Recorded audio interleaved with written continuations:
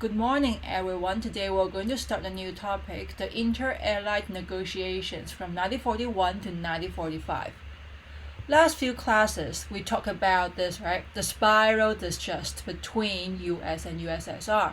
We reviewed the ideological difference between them and the relationship between them from 1917 to 1941. We talked about US air intervention, the Russian Civil War, and we talked about how USSR make use of Germany and change their situation in Europe, right?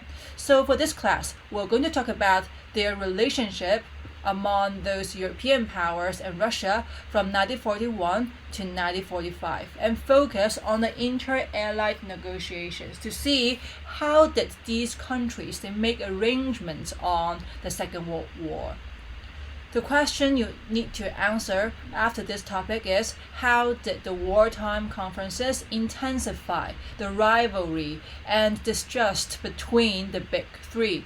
So you can see that actually this topic was also played as a part of the causes of the Cold War. When we make comparisons on the peace conferences between the First World War and the Second World War, one important difference is Second World War was the starter of the wartime conference culture. The reason why they prefer wartime conferences was because they thought they don't want another Paris Peace Conference or Treaty of Versailles. So they think in wartime, people they were more likely to keep their nerve and negotiate with each other in a calm and practical way. So let's see the first wartime conference in the Second World War. It was between which two countries? In this picture, you can find two leaders, right? They were, on the left side, we have Roosevelt, who was the US president, and on the right side, we have Winston Churchill, who was the Britain Prime Minister, right? You can see this time was still months before the Pearl Harbor. You need to see that. That means US, they still haven't joined the war at this stage, right? So this was a secret meeting. They held these summit meetings to discuss military strategy and the shape of the post-war world.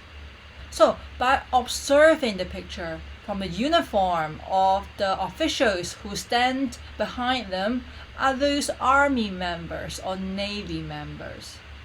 You can see their outfit actually is a little different from what we saw in some like wartime photos or pictures, right?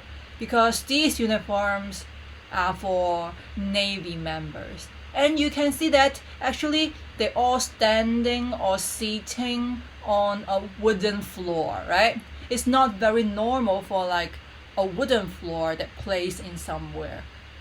So here you can see actually this meeting was held on a battleship.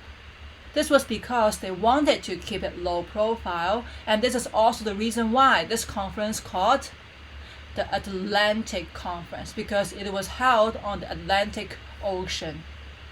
So these are some basic information for the meeting. Firstly, it was August 1941 and in a battleship on the Atlantic Ocean, and Roosevelt and Churchill, that's US and Britain, they're the only two members who joined the conference.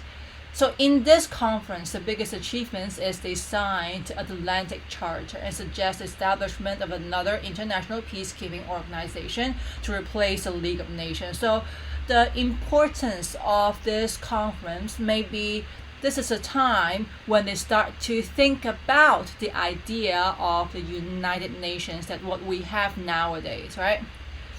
So my question is, why did Churchill want to have a meeting with US President and talk about the shape of the post-war world? You have to see at that time, first the US still haven't joined the Second World War, and then it's still wartime. Churchill should be very busy, that he absolutely have something more important to do, right? So why he's having a meeting with a country who didn't really join the war? You can see here, it was actually because Churchill, he really wanted the United States to join the war. This is like his main motivation for attending these secret meetings in the busy time, in the wartime, right? But according to the achievement of this meeting, that they are talking about a peacekeeping organization. Do you think that Roosevelt, they will agree to help Britain in the Second World War and join the war? I think, of course, he will agree to help, but joining the war is another case, right? So actually, in this meeting, Roosevelt refused to discuss the United States joining the war. And at the same time, he hoped that the Atlantic Charter, that means it, because the whole charter is about the peacekeeping organization, it's about keeping peace, right? He hoped that this charter would help to convince Americans that they should back the move. So they didn't really join the war until the Pearl Harbor incident, right? So for this conference, you need to remember the year 1941, because it's the first time when they start to have a wartime conference. And you need to remember the document they signed, the Atlantic Charter, and you need to know what the charter is about. It's about the formation of idea of a formation of an international peacekeeping organization. And also you need to remember the members, US and Britain. And that's all. So next, it was only in 1943 that USSR, US and Britain, they met for the first time as a group.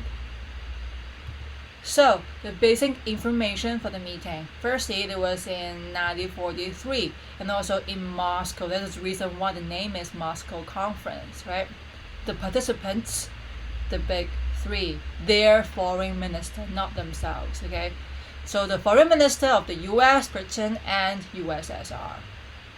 So in this meeting, they went on talking about the formation of a general international peacekeeping organization. So you can see, even though the UN was formed a little late than this, but actually it was already in their schedule, like way early in 1941. And they keep on discussing about it.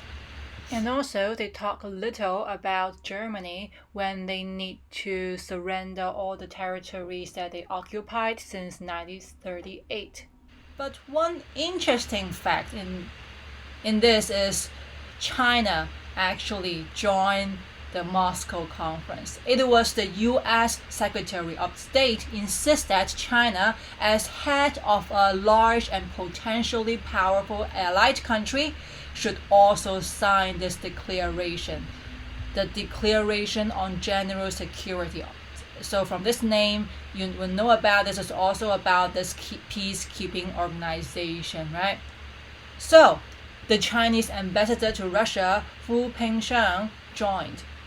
More importantly, you have to know one important fact, that he was graduated from St. Stephen's College. That is our school, right? I think you should feel proud of it, right? So for this conference, you need to remember firstly the name of the conference, the date, the participants, and how they discuss on the formation of an international peacekeeping organization, and they signed the Declaration on General Security. Okay, let's go next. Anything special for this picture?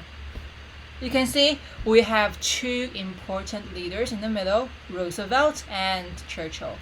But also we have the leader of Nanjing government and Kuomintang, Chiang Kai-shek, and his wife, Song Mei-ling, on two sides. That means actually China was also invited in this conference. So the reason why China was invited is actually because this conference, it was about the arrangement of Asia after the Second World War. For example, Japan, they had to give up the Pacific Islands and other territories that it had occupied since 1914. And they had to return the Chinese territories it had seized since 1894, and Korea would become independent. So for this conference, you need to remember the name and also the document they signed, the Cairo Declaration. And then you need to know that the conference is about the arrangement for Asia. That is the reason why Chiang Kai-shek was invited, and also we have Roosevelt and Churchill. This conference is important is because from this conference of 1943, you can see Chiang Kai-shek actually was recognized by Britain and US as China's leader, right? And a key ally in their war against Japan. And you can see they assumed that the Kuomintang, they would eventually reassert control over China once Japan surrendered, which is not true after the Second World War, as we all know that CCP, the Chinese Communist Party, they came into power and declared the establishment of the PRC, right? So, in this video, we talk about the 3 wartime conferences. They are Atlantic Conference, Moscow Conference, and Cairo Conference. In these conferences, I think the relationship among the big 3 still look very peaceful, right? In next video, we're going to talk about 3 other conferences, which historians claim that has shadowed the Cold War. So, see you in next video.